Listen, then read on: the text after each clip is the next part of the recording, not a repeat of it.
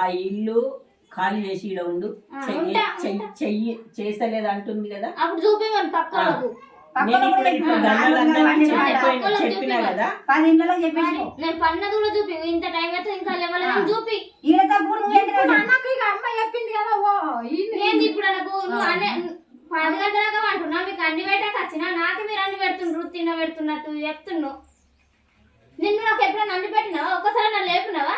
నీకు మొన్న జ్వరం వచ్చి అత్తబలో తానం బట్టలు ఇప్పుడు అమ్మ కూడా కాదమ్మా. ఇప్పుడు ఇప్పుడు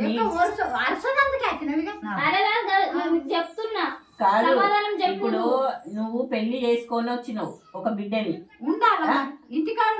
మరి నువ్వు చెప్పు. అవి ఉండకపోతే మాస్ ఉండాలని చెప్పు.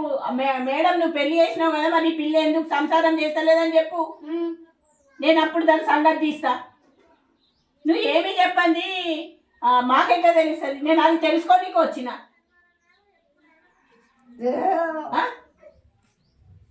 అది మీరు గొడ్డులాగా కష్టం చేసి కూడా లాభం ఏముంది? ఇంకెక్కడన్నా ఉన్నాయి అప్పులు ఉంటే కూడా చెప్పు, అప్పులు కట్టిస్తా. ఆనే ఉన్నాయి, మామే ఫోన్ పెడుతుంది. ఇక ఉన్నాయి అప్పులు లేని నొప్పులేంది, అప్పులు లేని ఇల్లు అన్నప్పుడు అప్పులు ఏమైనా వేసుకోని అన్నాడు.